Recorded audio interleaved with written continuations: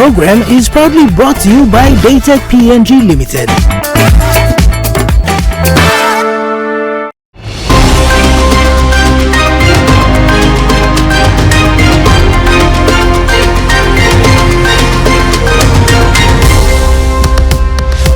In this session of InFocus, we hold discussions on the possible reforms which will see the direct election of the Prime Minister by the people. Joining us for discussions, we have Patrick Kaiku and Solomon Puana. Both are from the Integrity of Political Parties and Candidates Commission. Solomon Puana and Patrick Kaiku, thank you for joining us. Our pleasure. Thank you. Now, firstly, Patrick, what would you say are the notable shortfalls with how the Prime Minister is currently elected? This is a question that is very relevant, especially when National Parliament recently debated the idea and the findings from the Constitutional Law Reform Commission's report on the reform agendas, directly voting the Prime Minister. In terms of the shortfalls, our parliamentary system relies on political parties to form government.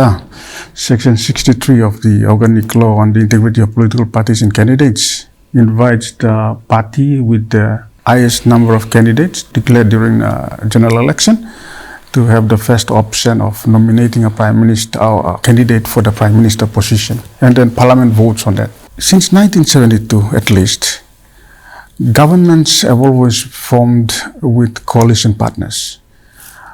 In the case of the shortfall of our current process of voting the prime minister is a member of a political party which is also in coalition with other smaller coalition partners.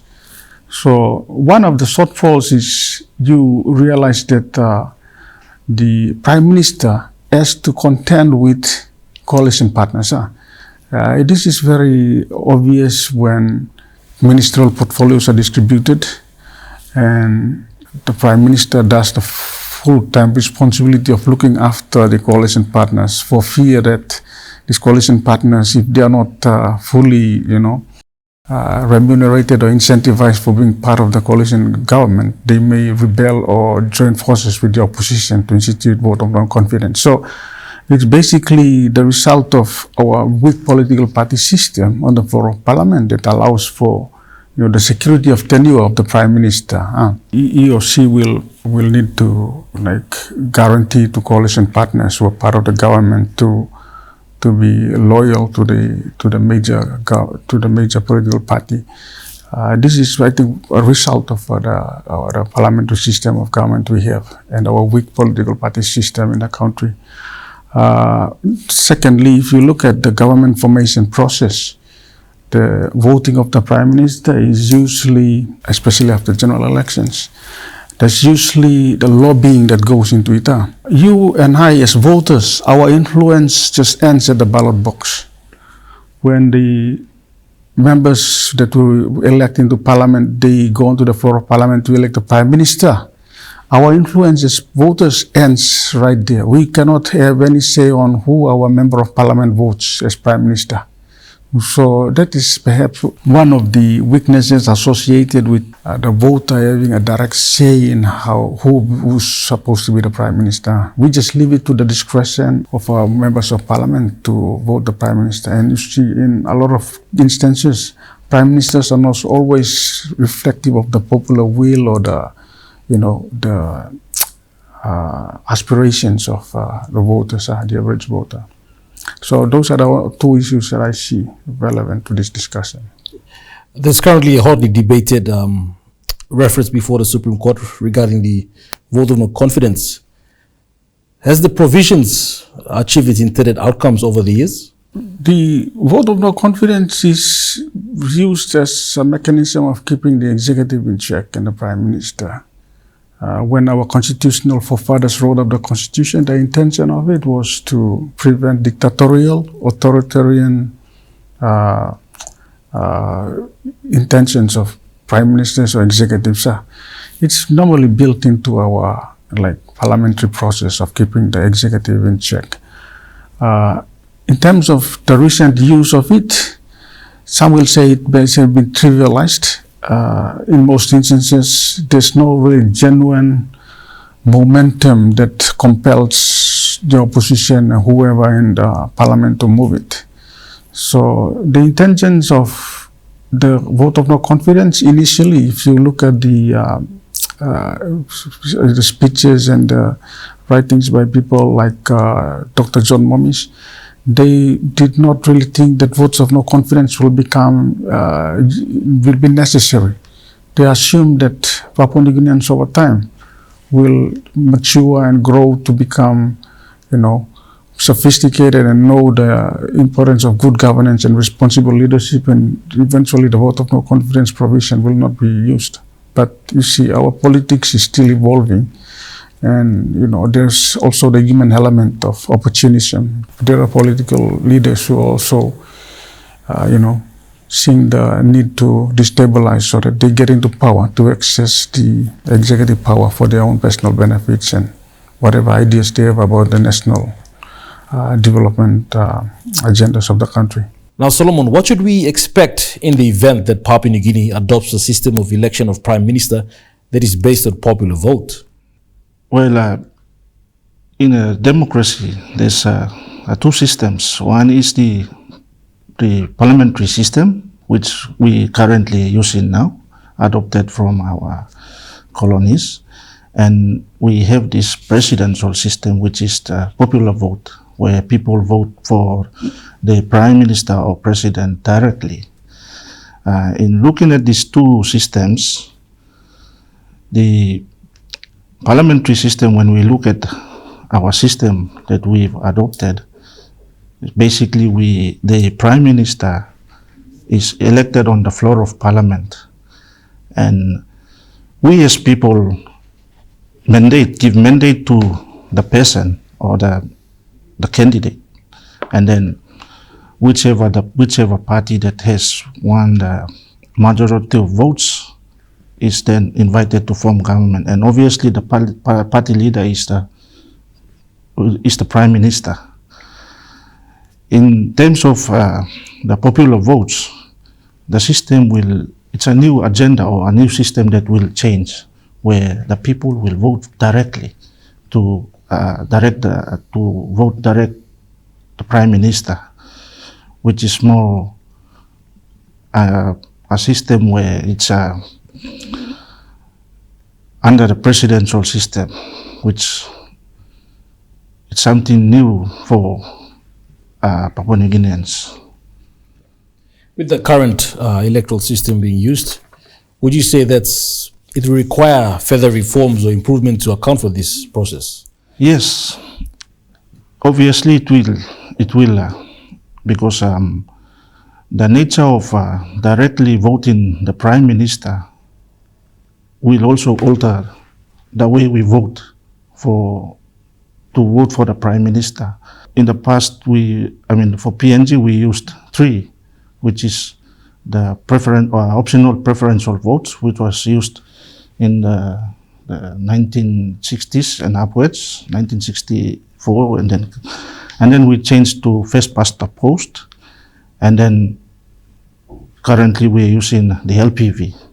When you look at these 3 systems, they come under this majoritarian system, which we vote for the 50+1. Whoever gets the majority votes becomes the prime minister. But when it comes to direct elections, the nature of the direct elections, we need a system that is more conducive or more suitable to voting directly.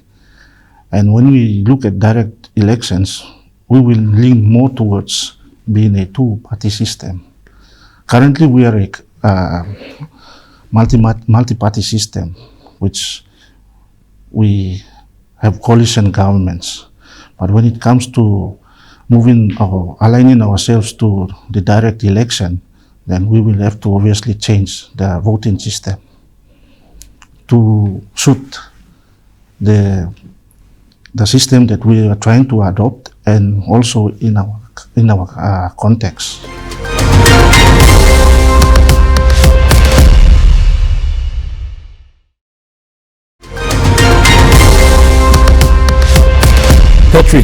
drawing from your research and the recent paper that you published, if PNG does decide to move to a popular vote for the Prime Minister, what will this mean for the political party system in Papua New Guinea? One of the reasons why this direct vote for the Prime Minister has been proposed, and especially in 2023 by the Prime Minister, James Marape, is that the rationale is that the Prime Minister has to be accountable to the people. If the people directly vote the Prime Minister, then all these coalition partners, you see, the Prime Minister is now, his priority is focused on being attuned to the interests and the demands and the expectations of coalition partners.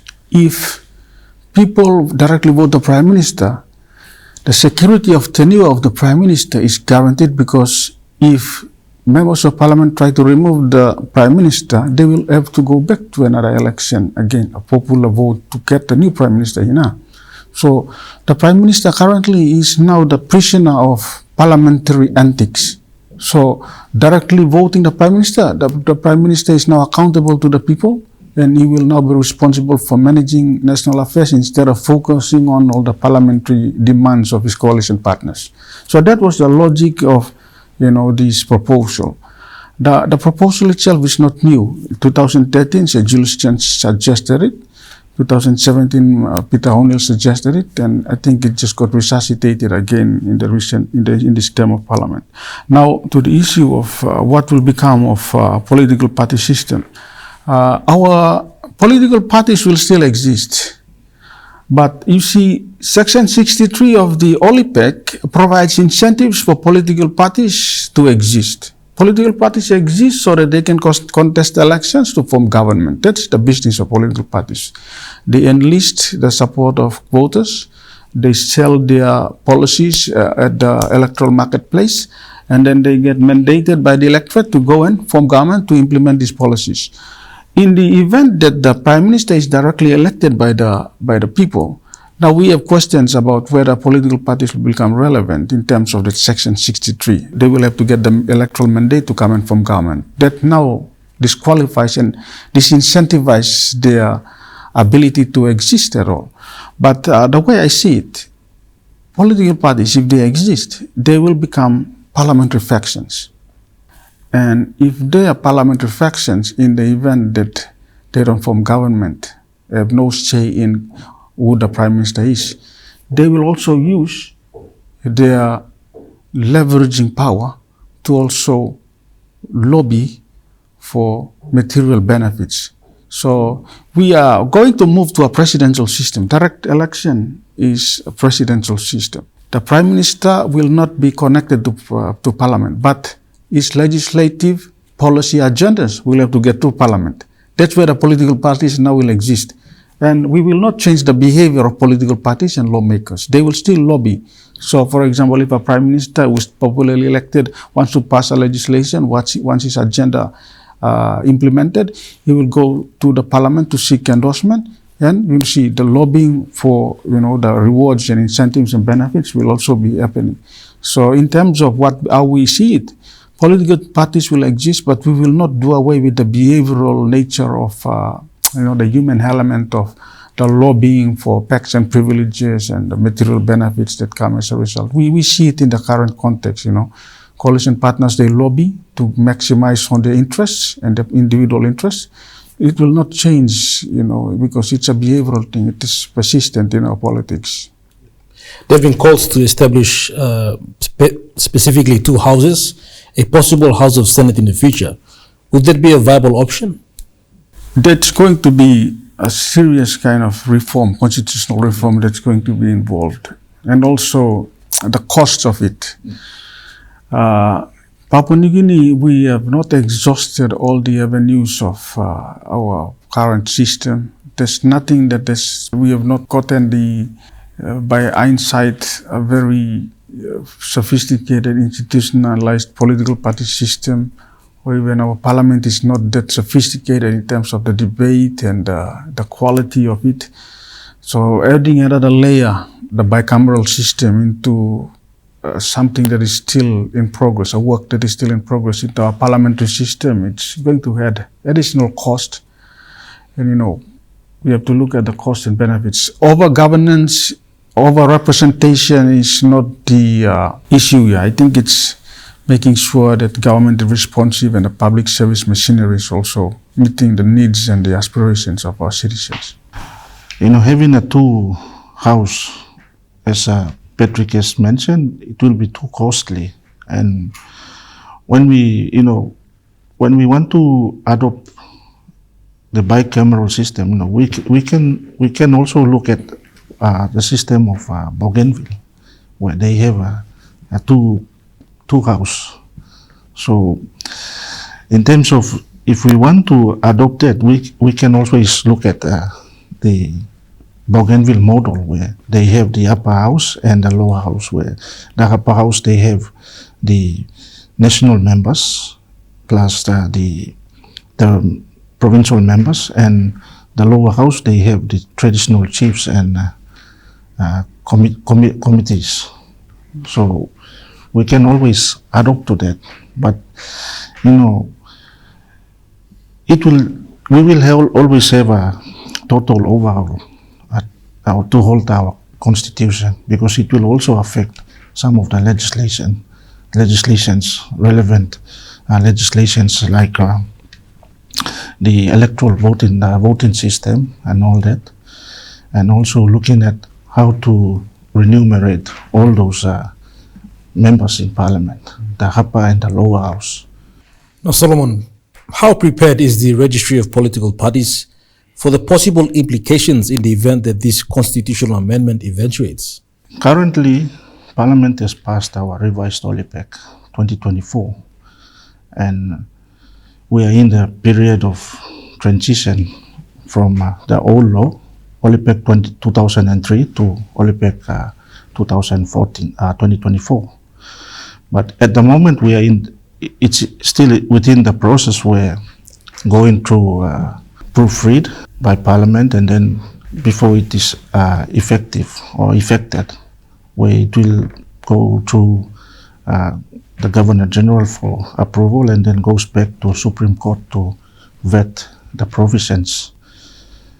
And then after the Supreme Court, then it goes to the Parliament to certify.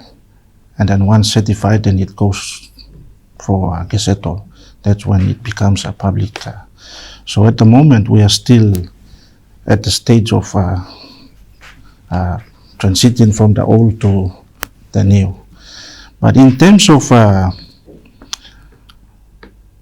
how prepared the registry of political parties is that, we are governed by this law, and our mandate is to deal with the affairs of political parties. And obviously, when looking at our political parties, we are a multi-party system. And if we happen to introduce this new system of direct election, obviously there'll be some changes to the way we deal with political parties as well. There'll be changes, and as I mentioned earlier on, the nature of direct election, it will link towards a two-party system. In the world we have the four party systems. The one-party system, which is used in other countries like China, Russia, and North Korea. And we have the two-party system, which is used in the US and Australia, the mature democracies. And then we have this dominant party system, which it's more similar to our system, which is the multi-party system, but the dominant party is the party that is dominant in all elections. So you will find this system in Singapore. So for us to change, or when we change to this system, then we will obviously look at some of the systems that will to suit the direct election of Prime Minister.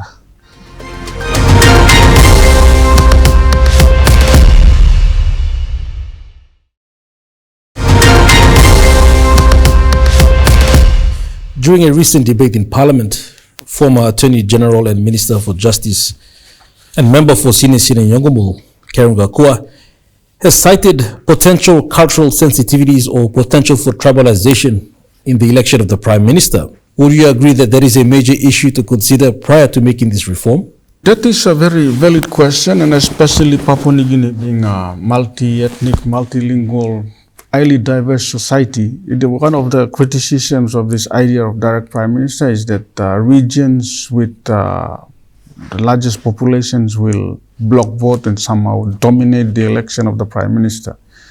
And if you have a prime minister from a particular region, that particular region will overwhelmingly vote in support of the prime minister. But Papua New Guinea is 50 years old already. There are some aspects of our country that already we have started breaking down the barriers of tribalism and regionalism. I think for the Constitutional Law Reform Commission, the Constitutional Office tasked with this, comparative lessons from other countries would have been a better approach in understanding how voting of the prime minister is undertaken. And I think this goes back to your question of the LPV voting system. We can get past through the idea of tribalizing of the office of the prime minister. If, for example, we understand the comparative lessons from other countries. And small Pacific Island countries like Kiribati, for example, they do what is known as runoffs. Runoff is a very interesting way of voting the prime minister. So they have the first process of electing all lawmakers into their maniaba, into the parliament. And then parliament nominates 4 candidates to go back to the electorate to vote their president. So it's like a combination of both the presidential and the parliamentary system. But it works very well because the prime minister or the president who is voted at the end is dual mandated. Is voted first by his constituency into the parliament, and then parliament nominates these 4 candidates, and it goes back and gets now a popular vote. So there is no vote of no confidence in Kiribati because if you remove the president, the parliament automatically dissolves because we need to go back to the electorate to seek a fresh mandate of the president. So I don't know how the Constitutional Law Reform Commission conducted the research, but there are comparative lessons that we can bypass this, this criticism of tribalization or the ethnic dominance of one particular group or another in this proposed reform agenda. Inevitably, there will be the potential for perhaps the individuals or parties that have the highest number or more financial resources to be elected. Would you say that's a valid concern? Yes, of course. If you think about how we are campaigning and the cost of running elections is very high. Institutions like political parties, they struggle to fill candidates, nominations, but also the logistics of campaigning. Think about one person having to meet the cost of his or her campaign for the popularly elected position of the prime minister. If this agenda becomes law, it will take a lot of considerable amount of resources. And we can only, project based on our understanding of direct or popular mandate in presidential systems like the United States. I know Papua New Guinea, we cannot compare ourselves to the United States, but it will be very expensive for popularly elected prime ministers to campaign around the country to generate the vote that is needed for them. There will be a serious amount of resources that's going to be put into this campaign process. And one of the things that we should be preventing is hidden money that is influencing the outcome of elections. If, for example, this becomes a practice of donations, political donations and campaign financing is given to candidates, how sure are we that we are going to prevent foreign influence from playing into the outcome of elections in the direct voting of a prime minister? So it has implications as well in how we manage, foreign agents who may have a vested interest in the outcome of a popularly elected prime minister, and how our institutions of regulating elections are already overwhelmed. So we cannot track the movement of money if that is supposed to be an agenda for us. Just to add on what Patrick has alluded, when you look at the elections, especially in PNG, elections in up in the highlands region is quite different to elections in the southern region or NGI or Momase. And basically I think it's because of the geographical settings and all that. But from experience looking at the voting style from these regions, with due respect, especially up in the highlands, the voting is basically through family, clanship, tribalism and all that, where they vote for the clansmen. And what Patrick has said in terms of political parties contesting elections, especially in the highlands, it becomes too costly. And people they define political parties as not meaning to them. They don't vote for parties. All they vote for is the individuals or their clansmen. So for a political party to contest, especially in the highlands region, it must have all the resources. And coming to the direct election for these nominated persons or to contest the seat to go and campaign, that will obviously be very, very costly for the person, individual or the party. So that's something that we have to be mindful of. And like coming back to the first question you asked on the former Attorney General's question regarding the tribalism in terms of if we introduce this direct election, it will be an issue because of the voting style as well, especially in the regions. Now, Patrick, there is a famous saying that describes the Constitution in a metaphorical term. It describes the Constitution as a living document. What is your personal view? Papua New Guinea's constitution is very progressive, and it leaves a lot of room for our courts and our judges to make decisions that are consistent with the times. It's not this rigid. It's unlike the American system, which is too rigid and does not accommodate change. In the case of the PNG constitution, it accommodates change. But on the flip side of it, change has to be informed by experience. And in the case of this reform agenda of this magnitude, talking about the bicameral system or direct voting of the Prime Minister, it's as if we have exhausted all the means and ways of trying to, understand our politics or institutionalize our political party system. So the benefit of 50 years as a nation state is that we are doing a stock take of our political system, but also trying to understand that where we've gone wrong. 1967, almost 60 years ago, political parties emerged against the colonial administration's thinking. They Australian colonial administrators did not necessarily see political parties or voting as something that Papua New Guineans should be educated about, because they did not trust Papua New Guineans. The official speeches and writings of official colonial administrators was that Papua New Guineans were unsophisticated to understand one man, one vote and secret ballot and the importance of political parties. So we are 50 years already, and benefit of hindsight should inform how we strengthen some of the institutions now and just delay the urgent need to tamper with institutions that are, it's a jump into the unknown. Patrick Kaiku and Solomon Puana, thank you for joining us. Thank you for having us. Thank you for having us. Well, viewers, that ends this episode of InFocus. Do join us again next week, Monday, on our regular time slot of 7 p.m. Till then, bye for now.